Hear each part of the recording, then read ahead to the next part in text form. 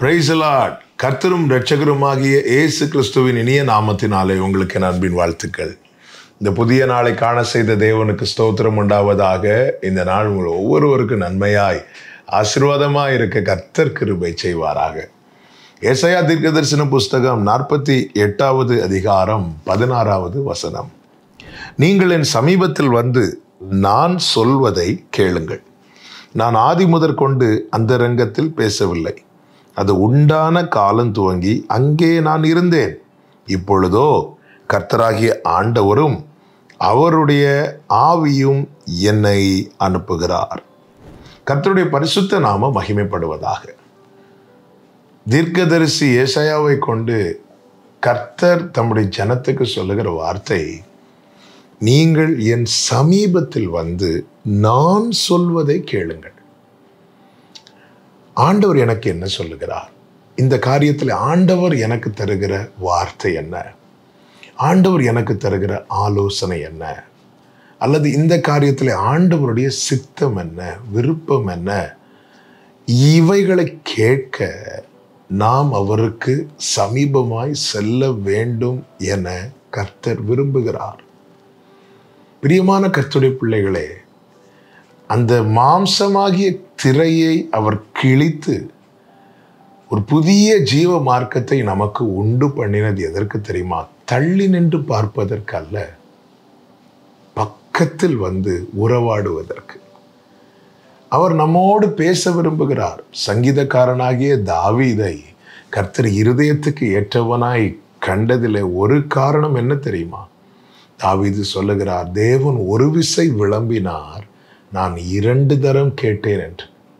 என்ன அருமையான வார்த்தை பாருங்கள். ஆண்டவர் என்கிட்ட சொன்னதை நான் ஒரு விசை அல்ல 2 விசை கேட்டிருக்கிறேன் என்று. அதாவது மீண்டும் மீண்டும் நான் அதை கேட்கிறேன்.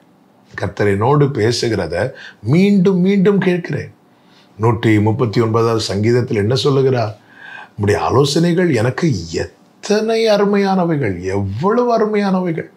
அது எந்த அளவுக்கு டேஸ்ட் பண்றார், எந்த அளவுக்கு விரும்புகிறார். அதனாலதான் கர்த்தர் பேச வேண்டும், கர்த்தர் என்னோடு இடைபட வேண்டும் என வாக்கின் மேல் நோக்கமாகி என் கண்கள் பூத்து போகிறது என்று சொல்லுகிற அளவுக்கு தேவ சமூகத்தில் நெருங்கி கர்த்தர் பேச காத்திருக்கிறவன் தான் தாவீது. இந்த அனுபவம் நம்முடைய வாழ்க்கையில வேண்டும்.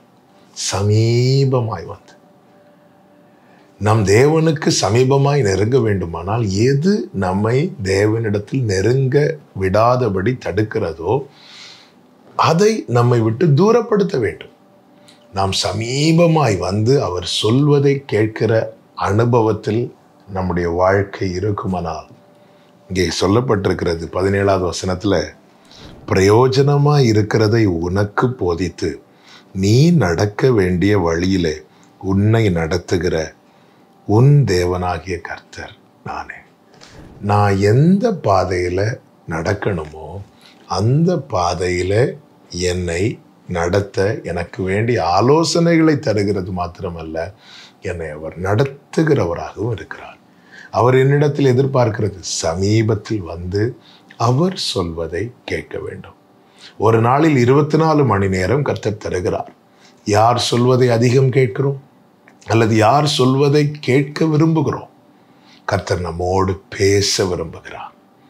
உண்மையாகவே கர்த்தர் நம்மோடு பேச விரும்புகிறார். நீங்கள் தேவ சமூகத்திலிருந்து ஜெபத்தோடு இந்த வேதத்தை தியானித்து பாருங்கள். அப்பொழுது உங்களுக்கு தெரியும் ஆண்டவர் உங்க கூட எவ்வளவு பேச விரும்புகிறார் என்று. சமீபத்தில் வந்து அவர் சொல்வதை கேளுங்கள், நீங்கள் வாழ்ந்திருப்பீர்கள். கர்த்தர் உங்களை நடத்துவார். நல்ல தகப்பனை, இந்த நாளில் எங்களோடு பேசி உணர்த்தின உம்முடைய நல்ல வார்த்தைகளுக்காக நன்றி. அப்பா, நாங்கள் தள்ளி நின்று தூரமாய் நின்று உம்மோடு எந்த உறவும் வைத்து கொள்ளாமல், எந்த உறவும் இல்லாமல் ஆண்டவரை வாழ்ந்த வாழ்க்கை போதும் ஆண்டவரே.